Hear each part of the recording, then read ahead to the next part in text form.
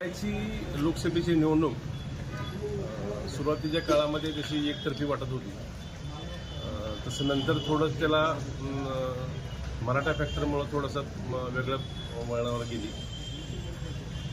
सोलापूर जिल्ह्यातील माढा, करमाळा आणि माळशिरस या 3 तालुक्यामध्ये मोहिते पाटलाला थोडंसं मतदान आगाऊचं झालेलं आहे असं जाणवत आहे।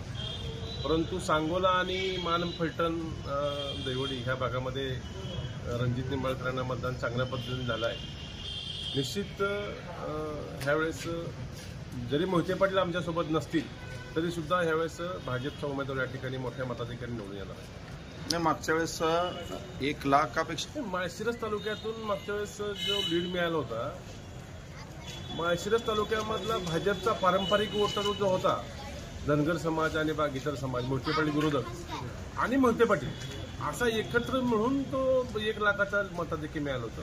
ह्यावेळेस आम्ही निश्चित आम्हाला यश मिळालंय की जो भाजपचा पारंपरिक मतदार आहे तो आम्ही इंटॅक्ट ठेवलाय आणि मोहिते पाटलाच्या मतामध्ये आम्हाला मतं जास्त मिळाले। त्यामुळे मोहिते पाटलाला जो अपेक्षित 1 लाखाचं मताधिक्य आहे ते 25-30 हजार मतांच्या पुढे जाणार नाही ही खात्रीशीर मला सांगता। माढा आणि करमाळामध्ये तर आमदार आपलेच आहेत, तुम्ही तिकडे मायनस कसं दाखवताय? भाजप माढा, करमाळा आमदार आपले आहेत, त्या ठिकाणी रश्मी बागलनी आमच्या सोबत काम केलंय। तरी सुद्धा मराठा फॅक्टरचा जो आहे जरांगे फॅक्टर, निवडणुकीमध्ये जरांगेची लोक आणि स्वतः जरांगे रात्री मराठ्याच्या काय गावामध्ये येणे, मराठा लोकांना सांगणे, प्रभावित करणे आणि जरांगे पडले ह्यावेळेस उघडं पडले।